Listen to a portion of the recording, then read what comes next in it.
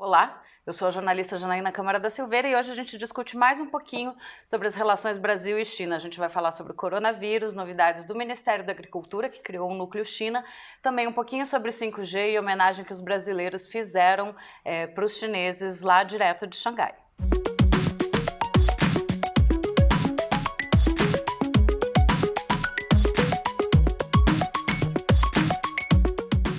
Bem, em se tratando de China, é óbvio que o coronavírus é o principal tema, né? A epidemia, por enquanto, já deixou 74.185 pessoas infectadas, segundo os dados oficiais da Comissão Nacional de Saúde da China, e entre elas 2.004 pessoas já faleceram. Apesar desses números tão alarmantes, as autoridades chinesas têm comemorado, porque o número de novos casos fora de Hubei, a província epicentro, onde está Wuhan, né, onde surgiu a doença, esse número de casos tem caído nos últimos 15 dias consecutivamente. Então, cada dia tem menos casos sendo reportados pela China. As autoridades veem isso como algo positivo. A taxa de letalidade também é vista como algo positivo. Cerca de 2% dos pacientes acaba falecendo. E em 80% dos casos, segundo um relatório divulgado na última semana, os sintomas são apenas leves ou moderados. Então, as autoridades comemoram. Na última semana, eu participei de um evento no Rio de Janeiro, promovido pelo think tank BRICS Policy Center, e lá estava o cônsul-geral da China no Rio de Janeiro, o senhor Li Yang. Ele falava muito sobre os impactos, né, dessa epidemia no mundo, e uma das coisas que ele acredita que pode acontecer é maior concertação, ou seja, maior diálogo entre os países e também nos organismos multilaterais, e aí a Organização Mundial de Saúde, entre eles, para coordenar ações, né, para contenção de novos casos de epidemias que depois podem se alastrar, sejam elas nacionais, que podem se alastrar para regiões, ou até virar pandemias, né, que é quando elas atingem diversos continentes, atingem o globo todo, enfim.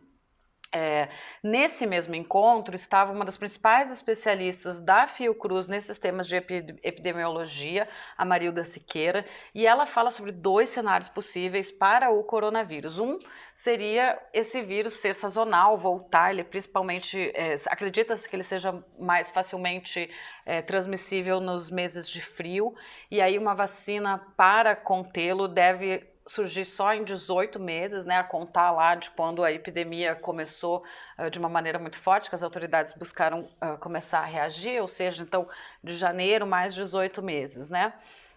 E o outro cenário, que seria o melhor, seria o vírus acabar assumindo, que é o que aconteceu com o coronavírus, era um outro tipo de coronavírus da SARS em 2003. E, bom, um dado que ela destacou interessante é que a transmissão pessoa a pessoa do coronavírus, do Covid-19, que é como se chama esse vírus atual, ela é muito menor que a do sarampo, por exemplo. Então, são dados que são, de certa forma, positivos, mesmo com tanto problema em relação a essa doença. O que o coronavírus, esse novo coronavírus, tem causado também? Como a China promoveu uma quarentena na região do epicentro, mas também em outras cidades estão com transporte restrito e as pessoas têm procurado ficar em casa, a economia chinesa deixou de praticamente funcionar, né? Pelo menos as indústrias, né? Os serviços ok, tem funcionado bastante. A China até destaca que o e-commerce tem crescido, aulas online, quer dizer, tem alguns setores ali, o marketing digital. Volta e meia a gente vê matéria sobre isso, eles têm celebrado, mas a indústria praticamente parou.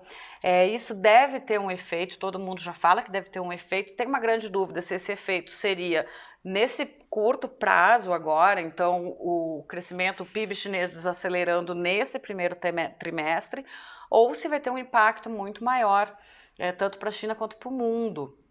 É interessante perceber que a China hoje contribui mais ou menos com 30% do incremento do PIB global, é bastante coisa. Aqui no Brasil, por exemplo, ontem o Valor Econômico fez uma matéria com o presidente do Foro Brasil-China, o Henry Oswald.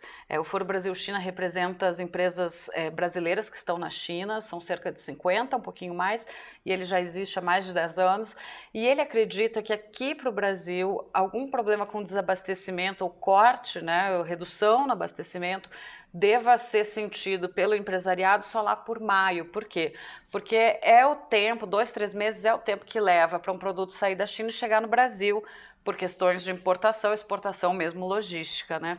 Então, agora o Brasil não estaria sentindo qualquer tipo de problema com desabastecimento de seus fornecedores na China, porque os embarques continuam chegando. O problema é embarques que sairiam agora, isso vai reverberar lá para maio. Eu vou deixar a matéria do valor com a entrevista, porque é bastante interessante, então vai ficar aqui embaixo para vocês poderem ler. Saindo agora um pouco do coronavírus e com uma notícia bastante interessante que eu acho que tem que ser celebrada aqui pelo Brasil, ela vem do Ministério da Agricultura, Pecuária e Abastecimento, o MAPA, que no início desse ano deu início a um núcleo China. Ele é chefiado pela Larissa Watholz, que é uma especialista em China, fala mandarim muito bem, é minha contemporânea do tempo de China, nós moramos lá, começamos em 2008, eu na verdade cheguei em 2007, e voltamos mais ou menos também no mesmo período, que foi por volta de 2013 e 14, mas a Larissa já trabalhava então com China e desde então continuou a trabalhar com China, então ela é alguém para pensar estrategicamente essa relação, agora com um olhar bastante focado no setor agropecuário. A Larissa então tem como missão ampliar o comércio Brasil-China, na agricultura e na pecuária, é um desafio. Ontem mesmo a China retirou algumas tarifas de mais de 600 produtos norte-americanos, tarifas essas que haviam sido impostas no início da guerra comercial China e Estados Unidos, e claro que isso impacta para o Brasil, porque alguns produtos que sofreram então essa retirada dessa tarifa pelos chineses são produtos que o Brasil costuma vender. Mas a Larissa, à frente desse núcleo, não quer pensar só em ampliar esse comércio, mas também trocas bilaterais cada vez mais intensas, principalmente no setor de tecnologia e tal. Claro, sempre voltado para a agricultura e para a pecuária. Então, acho que é uma notícia que a gente deve celebrar. Outra especialista em China, Cláudia Trevisan, jornalista que morou na China também, nesse mesmo período, também somos amigas, e fez um texto bastante interessante pensando o 5G. Eu vou deixar também o texto da Cláudia Trevisan também aqui embaixo para vocês poderem ler. O que a Cláudia fala é que o Brasil não pode esperar muito para fazer o leilão para implantar o 5G por aqui. Por quê? O 5G é uma tecnologia que vai permitir maior interação máquina e rede. As máquinas vão entender os comandos de uma maneira muito mais rápida, muito mais robusta. O tráfego de dados na rede vai ser de uma maneira muito mais robusta, e isso vai ser bom para quê? Para a automatização da indústria, para a automatização de vários outros produtos e processos mundo afora. Então o Brasil não deveria perder o bonde a fim de modernizar a nossa indústria. Por que a Cláudia toca nesse ponto? A Huawei, que é uma das principais fornecedoras de equipamento que possibilita a implementação da rede 5G, está no meio de uma batalha, outra batalha China e Estados Unidos, essa no campo tecnológico. Os Estados Unidos barrou a Huawei de seus processos, porque acredita que a Huawei possa roubar segredos de Estado, enfim, e seria uma empresa não confiável. E os Estados Unidos têm atuado para que outros países procurem barrar a Huawei também.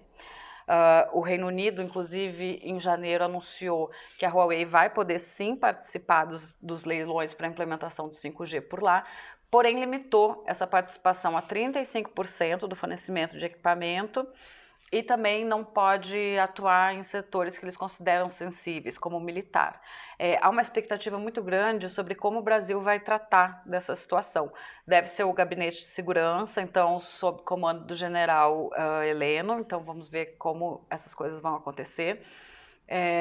Mas, segundo a Cláudia traz no texto dela, os Estados Unidos estaria buscando formar empresas capazes, porque por enquanto ainda não há uma empresa norte-americana capaz de fornecer equipamentos para implementar o 5G.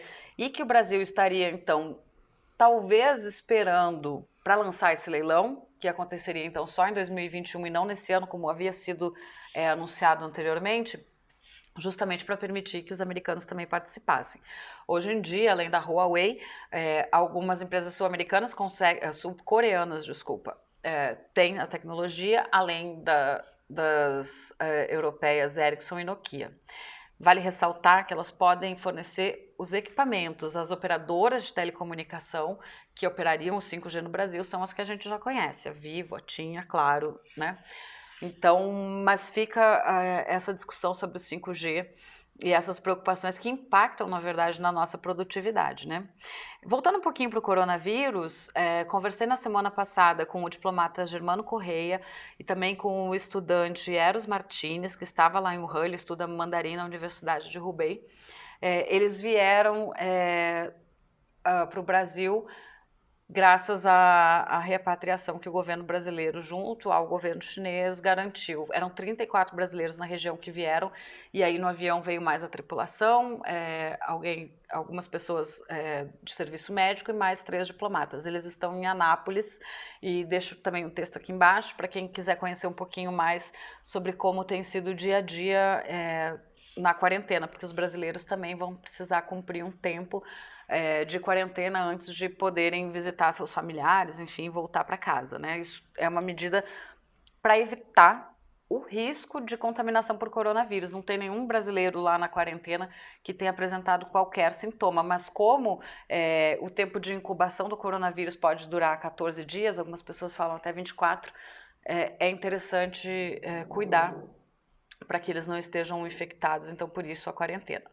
E aí, falando sobre Brasil e China e o vírus, eu encerro hoje o vídeo deixando para vocês um sambinha que um outro amigo meu, que esse ainda mora na China, o Rodrigo Dorval, advogado que está em Xangai já há cerca de 15 anos, ele compôs junto com os amigos, gravou para levar o astral brasileiro, um pouquinho da nossa solidariedade para lá. E encerro por aqui então com essa música e a gente se vê em uma outra oportunidade. Tchau, tchau.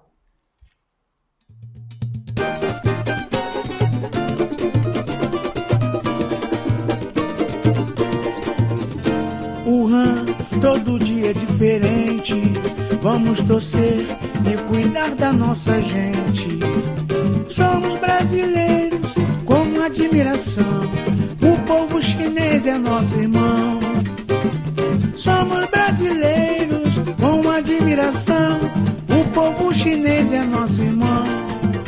Este ano está sendo diferente. É hora de darmos as mãos, mostrando o nosso amor.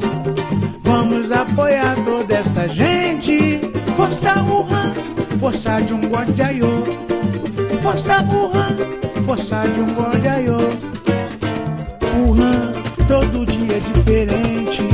Vamos torcer e cuidar da nossa gente. Somos brasileiros com admiração. O povo chinês é nosso irmão. Somos brasileiros com admiração. O povo chinês é nosso irmão.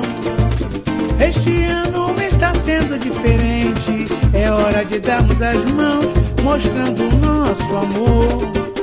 Vamos apoiar toda essa gente. Força Wuhan, força de um Guardiaiô. Força Wuhan, força de um Guardiaiô. Força Wuhan, força de um Guardiaiô. Nós da comunidade brasileira na China, confiantes na capacidade da China e de seu governo de superação deste momento difícil, desejamos a todos os chineses, em especial ao povo de Wuhan, melhoras e saúde para todos.